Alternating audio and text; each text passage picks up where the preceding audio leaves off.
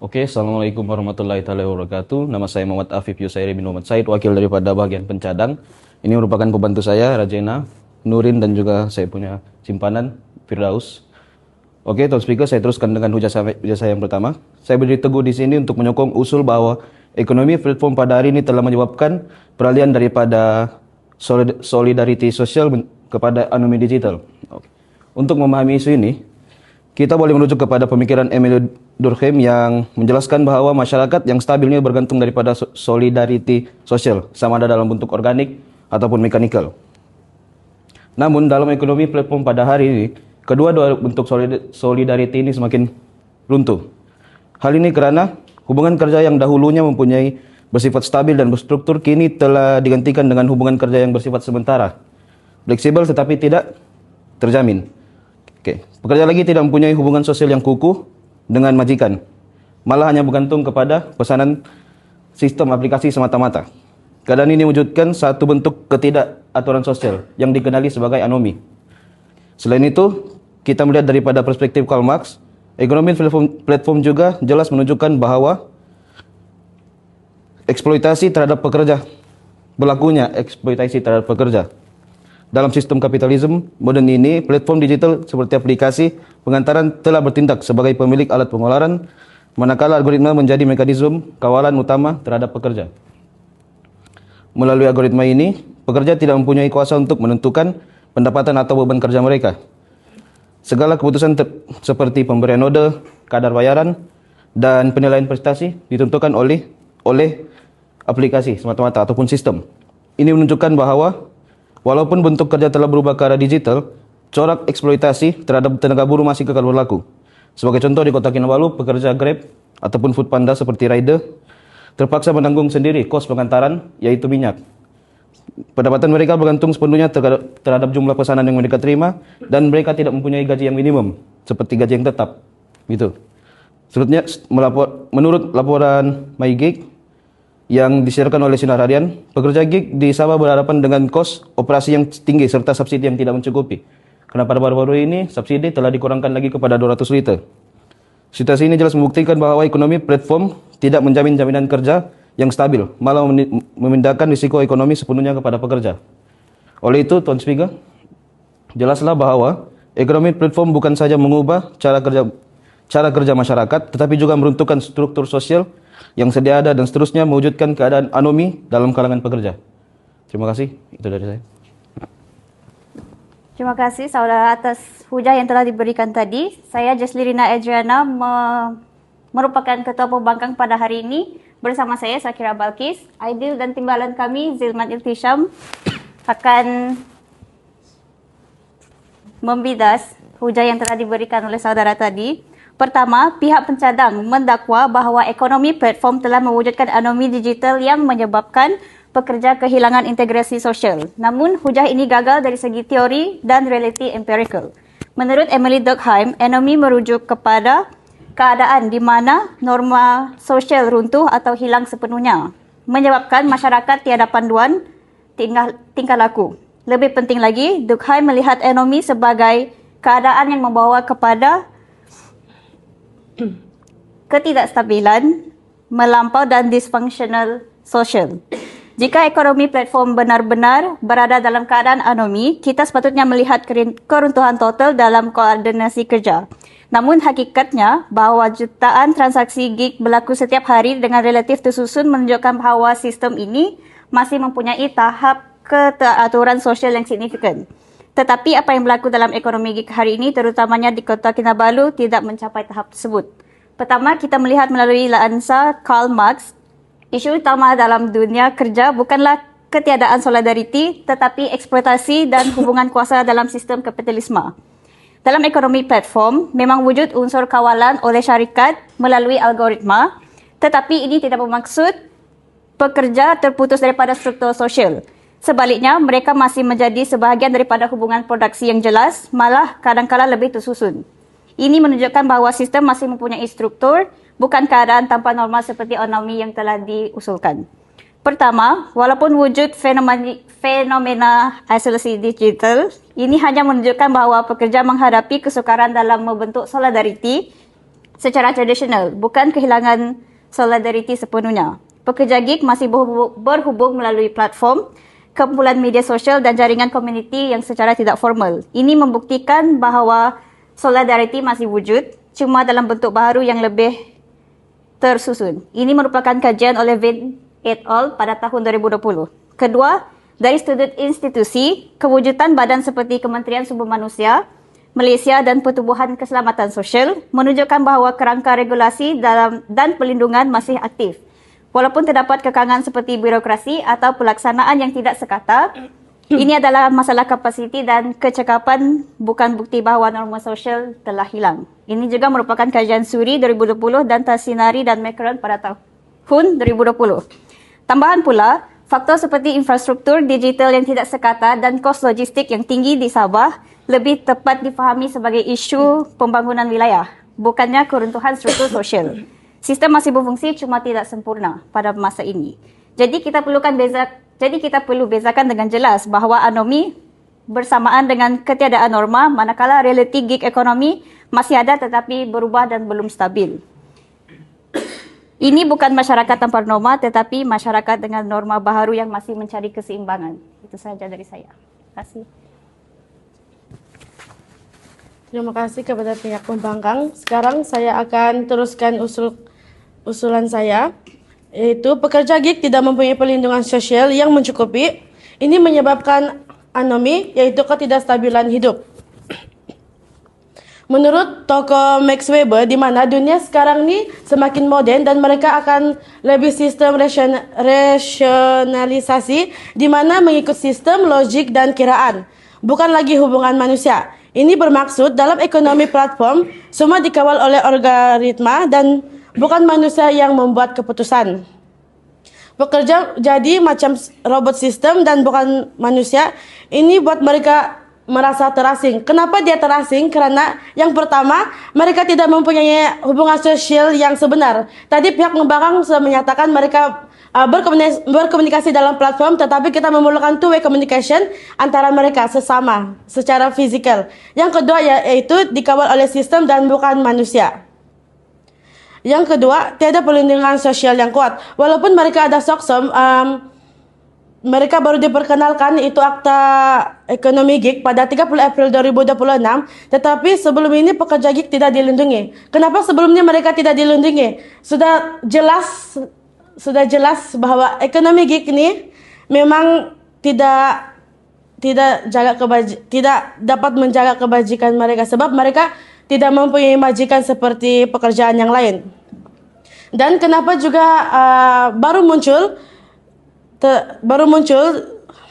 ini karena perlindungan mereka masih terhad, tiada kewajiban kuat untuk platform, penguatkuasaan lemah, masih banyak bersifat sukarelawan. Dan tadi mereka kata perlindungan ekonomi gig, tetapi tidak semua ekonomi gig mereka dilindungi. Ada beberapa saja, yaitu seni dan hiburan, estetik, kewartawan dan keterjemahan, fotografi dan videografi, dan last sekali penjagaan. Terdapat pelbagai lagi ekonomi gig yang tidak terlindungi. Walaupun mereka ada akta, tetapi akta terhad dan tidak mampu untuk melindungi diri mereka. Yang terakhir, kita boleh tengok di contoh rider di Kota Kinabalu ini, order orang datang secara automatik dan mereka tidak boleh memilih order mereka dari mana dan kawasan mana yang orang perlu kerja. Itu karena algoritma yang telah memilihkan orang. Itu adalah sistem yang memilih dan bukan mereka yang memilih. Di sini kita sudah nampak, sudah terang lagi bersuluh, bukan manusia yang kawal tapi sistem. Perlindungan datang lambat dan tidak cukup. Terima kasih, itu saja daripada saya. Seterusnya, saya wakil daripada pihak pembangkang akan memidas terlebih dahulu sebelum saya menghujahkan hujah saya. Pertama, pihak lawan telah menyederhanakan konsep anomi secara berlebihan. Mereka berkata tidak semua kestabilan itu bersamaan dengan anomi. Seolah-olah anomi ini hanya wujud bila norma hilang sepenuhnya. Ini tafsiran yang terlalu sempit. Okey, seterusnya yang dihormati panel hakim, pihak pencadang mendakwa ekonomi platform mewujudkan anomi kononnya pekerja hilang arah ataupun kehilangan struktur sosial. Kami daripada pihak pembangkang sangat tidak menyetujui akan kenyataan tersebut. Pertama sekali, apa yang mereka tafsir tentang ketiadaan struktur sebenarnya adalah peralihan kawalan kepada individu. Dalam ekonomi platform sendiri, pekerja bebas untuk menentukan masa, tempat dan kadar kerja mereka sendiri. Di sini kita dapat lihat ianya bukan kehilangan arah, tetapi ianya otonomi yang lebih tinggi. Seterusnya, flexibility ini terbukti secara praktikal. Kita sendiri sebagai pelajar Universiti Malaysia Sabah melakukan Grab atau Foodpanda selepas waktu kelas ataupun pada hujung minggu. Ini menunjukkan bahawa kerja platform ini dapat melengkapi untuk menjana pendapatan kita sebagai pelajar. Dan ianya bukan menggantikan sistem sosial secara keseluruhan.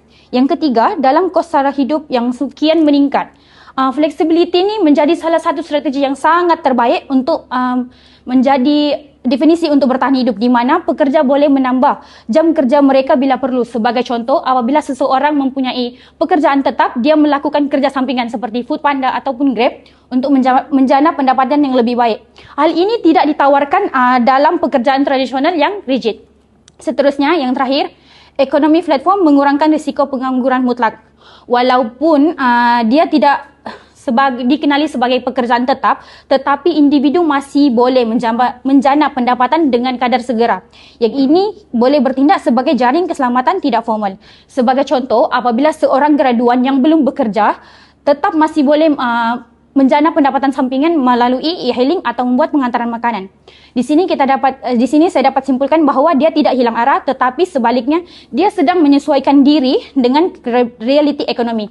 Saya tegaskan bahawa ekonomi platform tidak mewujudkan anomi seperti yang digambarkan oleh Emily Durkheim, tetapi melahirkan individu yang lebih fleksibel, berdikari dan responsif. Itu sahaja daripada saya. Terima kasih kepada pihak pembangkang. Jadi saya berdiri di sini sebagai pencadang ketiga untuk menyokong hujah bahawa pekerjaan gig khususnya dalam sektor penghantaran di Sabah tidak membina kemahiran jangka panjang dan seterusnya dia lagi menjejaskan perkembangan kerjaya pekerja. Jadi kami di sini bukanlah untuk merendahkan, tetapi sini kami bercakapkan pasal perlindungan pekerjaan dorang dan untuk menjamin pekerjaan dorang lah. Dan macam kamu cakap, dorang menjana pendapatan juga, tapi pendapatan yang dorang dapat ni tidak seperti yang kita maukan. Okey, saya teruskan usul ni. Jadi, menurut Harry Braverman, dalam sistem kapitalisme moden, pekerja mengalami proses deskilling, iaitu pengurangan kemahiran akibat pembahagian kerja yang terlalu terperinci dan berulang. Dalam konteks pekerjaan gig ni, perkara ini jelas dapat dilihat apabila rider hanya menjalankan tugas rutin seperti mana menerima pesanan, mengambil barang dan menghantar kepada pelanggan mengikut arahan aplikasi sahaja. Hujah ini juga disokong oleh kajian Antonio Gandini serta Mark Graham Wood yang mengatakan bahawa kawalan algoritma dalam platform digital telah mengurangkan autonomi pekerja dan secara tidak langsung dia mempercepatkan lagi proses kemahiran. Pekerja juga tidak lagi mengawal cara mereka bekerja, sebaliknya hanya mengikut arahan sistem, bukan daripada majikan. So, selain itu, data daripada Suruhanjaya Hak Asasi Manusia Malaysia juga menunjukkan bahawa pekerja gig ni tidak mempunyai struktur kerjaya yang jelas. So, tiada peluang kenaikan pangkat dan bergantung sepenuhnya kepada platform digital. Hal ini juga menyebabkan pekerjaan tersebut tidak menyumbang kepada pembangunan kemahiran dalam jangka panjang. Sebagai perbandingan, sektor hospitality menawarkan laluan kerjaya yang lebih jelas. Pekerja diberikan latihan, peluang kenaikan pangkat serta pembangunan kemahiran seperti komunikasi dan pengurusan. Ini membolehkan mereka meningkatkan keupayaan diri dan nilai dalam pasaran kerja. Sebaliknya dalam sektor gig, khususnya di Kota Kinabalu ni, rider hanya mengikuti arahan aplikasi tanpa latihan formal atau pembangunan kemahiran. Jadi oleh itu, mereka mudah digantikan kerana kemahiran yang diperlukan adalah asas dan secara tidak langsung.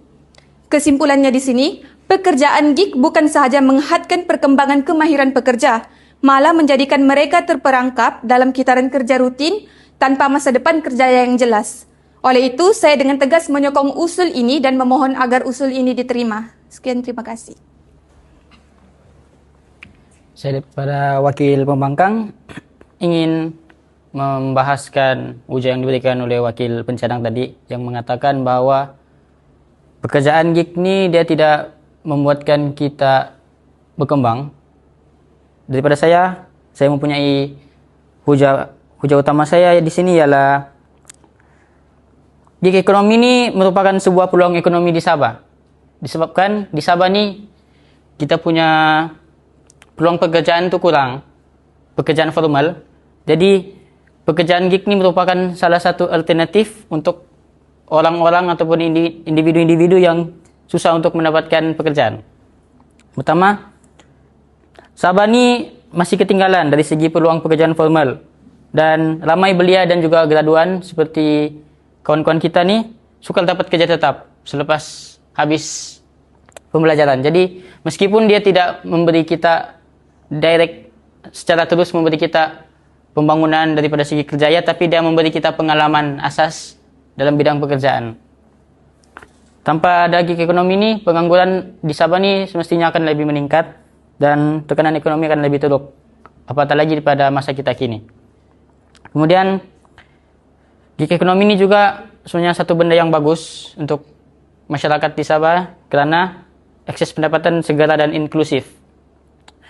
Macam yang dikatakan, meskipun gig ekonomi ini dia tiada satu struktur yang jelas, tetapi dia tetaplah berstruktur. Dia mempunyai standard-standard yang perlu dipatuhi, seperti lesen untuk menjadi e-hailing. Contoh lain, gig ekonomi ini dia tidak memerlukan kelayakan tinggi dan cepat dan mudah untuk kita daftarkan untuk masuk ke gig ekonomi. Jadi gig ekonomi ini penting untuk golongan B40 dan juga pelajar-pelajar yang ingin mencari duit lebihan untuk membantu kehidupan sehari-hari. Ini adalah bentuk inklusi ekonomi, bukan eksploitasi sebenarnya. Dan seperti yang kita tahu, pekerja-pekerja dalam gig ekonomi ini dia tidaklah terpaksa, tetapi itu merupakan pilihan mereka sendiri untuk masuk ke dalam ekonomi itu. Ujar saya yang ketiga ialah gig ekonomi ini sesuai dengan geografi sedia ada di Sabah. Sebab Sabah ini luas dan banyak kawasan terpencil. Macam saya bilang tadi, komuniti yang tinggi akan tetapi peluang pekerjaan formal dan profesional kita ni kurang. Jadi gig ni lah menjadi penyelamat untuk kelompongan itu. Jadi gig ekonomi ni dia boleh buka peluang kerja walaupun di kawasan yang kurang maju. Contoh macam di kampung saya di Sepitang, peluang pekerjaan itu amat terlihat. Jadi gig ekonomi ini sedikit sebanyak dapat membantu ekonomi masyarakat setempat di sana. Dan keempat, dengan adanya gig ekonomi ini boleh mengelakkan pengangguran dan juga underemployment. Kerajaan gagal cipta kerja cukup. Gig ekonomi yang selamatkan keadaan. Jadi bukan semua salahnya perlu diletakkan kepada ekonomi gig, akan tetapi kerajaan sendiri mempunyai salah mereka sendiri. Kerajaan tidak memperbanyakkan peluang pekerjaan dan tidak memperkembangkan peluang itu. Selain itu, ekonomi gig ini juga merupakan salah satu jalan untuk individu-individu yang dibayar dengan gaji yang rendah untuk menambah pendapatan mereka, untuk menampung kehidupan. Ujar saya terakhir ialah batu loncatan ke ekonomi digital. Seperti yang kita tahu di Sabah, macam saya bilang tadi, sebelum ni ekonomi kita merupakan sebuah ekonomi tradisional yang berasaskan kertas, tidak menggunakan sistem. Jadi apa-apa yang kita buat tu tidak cekap, tidak efisien. Jadi dengan adanya ekonomi gig dan pendigitalan, sedikit sebanyak benda tu memperbiasakan kita sebagai masyarakat untuk berpindah kepada gaya ekonomi baru, yaitu secara digital. Sekian daripada saya, terima kasih.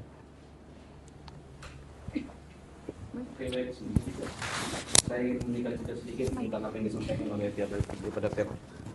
daripada pihak pembangkang. Oke, panel pertama tadi telah mengatakan bahwa terdapat masih solidarity dalam gig ini. Oke, Tuan Speaker. Pembangkang di sini dia coba mengelirukan kami antara solidarity sebenar dengan interaksi sosial biasa. Grup WhatsApp dia bukan institusi sosial. Solidarity yang dimaksudkan oleh Emery Durkheim di sini ialah hubungan yang disokong oleh sistem yang stabil dan pelindungan. kerja dan undang-undang. Itu yang tiada-tiada di dalam platform ekonomi yang disebutkan tadi. Oke, untuk bagian flexibility yang dikatakan oleh panel kedua pula, Tuan Speaker. Flexibility tanpa jaminan, dia bukan kebebasan, tetapi ketidakpastian. Dalam struktur kerangka Emile Durkheim, apabila struktur sosial gagal untuk memberi kestabilan dan panduan yang jelas kepada individu, itulah yang dipanggil anomi. Jadi apa yang berlaku pada hari ini dia bukan evolusi positif, tetapi kegagalan sistem untuk melindungi pekerja. Oke. Terusnya, Tuan Speaker, sebagai pengukuhan kepada ujar saya, terdapat beberapa data dan bukti yang jelas menunjukkan bahwa pekerjaan gig ini tidak stabil dan tidak mampan. Menurut laporan oleh Sinar Harian melalui inisiatif My Gig di Sabah, majoriti pekerja gig bergantung sepenuhnya kepada pendapatan harian. Mereka berdepan dengan pelbagai cabaran seperti kos minyak yang tinggi, perang harga yang menyebabkan pendapatan semakin menurun, isu keselamatan jalan raya, dan juga kuota subsidi yang tidak mencukupi. Selain itu, kewujudan program Sabah oleh agensi konseling dan pengurusan kredit membuktikan bahwa sistem gig ini sendiri tidak stabil. Program ini diwujudkan bagi membantu pekerja gig dari segi keuangan, kerana ramai dalam kalangan mereka mempunyai tahap literasi keuangan yang rendah. Jika sistem ini benar-benar kukuh dan mampan, bantuan khas seperti ini tidak perlu diwujudkan. Seterusnya, laporan oleh Haraka Daily menunjukkan bahawa pekerja gig sebelum ini tidak mempunyai perlindungan undang-undang yang jelas. Mereka terdedah kepada kontrak yang tidak adil, tidak boleh membawa kes ini ke mahkamah industri, dan tidak dilindungi secara formal. Dari sudut statistik pula, Malaysia Digital Economy Corporation melaporkan bahawa lebih daripada 1.12 juta rakyat Malaysia terlibat dalam ekonomi gig. Namun begitu, pelindung sosial bagi golongan ini masih tidak mencukupi kerana kebanyakan caruman adalah bersifat sukarela dan bukan mandatori. Akibatnya, pekerja gig terdedah kepada pelbagai risiko seperti kemalangan masalah kesehatan dan ketidakjaminan masa depan. Sekian, terima kasih.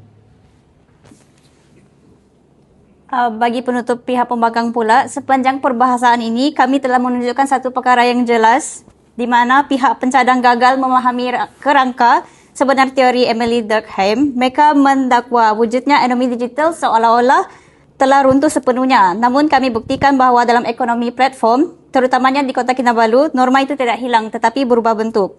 Fenomena seperti isolasi digital bukan bukti ketiadaan solidariti seperti yang saudara cakapkan. Kumpulan sosial melalui grup seperti WhatsApp itu tidak formal, tapi ia mampu menunjukkan solidariti, maafkan saya, dan mencabar untuk dibina. Begitu juga dengan kelemahan institusi di mana kewujudan badan seperti Kementerian Sumber Manusia Malaysia dan Pertubuhan Keselamatan Sosial jelas membuktikan bahawa kerangka regulasi masih ada, dengan lagi-lagi dengan wujudnya Akta Ekonomi Gig pada 2025 yang baru saja diluluskan pada tahun lepas. Masalahnya bukan ketiadaan norma tetapi ketidaksempurnaan pelaksanaan gitu. Dan lebih penting, hujah kami tidak berhenti di situ. Pihak pencadang melihat fleksibiliti sebagai tanda kelemahan. Tetapi kami tegaskan bahawa fleksibiliti adalah kekuatan dan bukan kelemahan lah. Dalam ekonomi platform, pekerja tidak hilang arah seperti yang dibimbangkan dalam konsep anomi. Sebaliknya, mereka mempunyai autonomi untuk menentukan masa, tempat dan intensiti kerja mereka. Ini mencerminkan satu bentuk solidariti baharu yang bersifat pilihan bukan paksaan. Seperti di sektor formal. Di Sabah sendiri, pelajar universiti dan pekerja sambilan menggunakan platform sebagai sumber pendapatan tambahan. Ini membuka peluang kepada mereka yang sebelum ini terhad akses kepada pekerjaan formal. Fleksibiliti ini juga membolehkan individu menyesuaikan diri dengan tekanan kos sara hidup, malah bertindak sebagai jaring keselamatan tidak formal yang mengurangkan risiko pengangguran mutlak. Jadi persoalannya, adakah ini tanda keruntuhan sosial atau tanda masyarakat sedang menyesuaikan diri dengan realiti ekonomi moden? Jawapannya jelas, apa yang pihak pencadang anggap sebagai anomi digital sebenarnya hanyalah transformasi norma dan struktur kerja. Sistem ini masih berfungsi, masih mempunyai aturan dan masih menyediakan ruang kepada individu untuk bertahan dan berkembang. Dan untuk penutup kami, ini bukan masyarakat tanpa arah, tetapi masyarakat yang sedang mencipta arah baru. Oleh itu, kami menolak usul ini sepenuhnya. Terima kasih.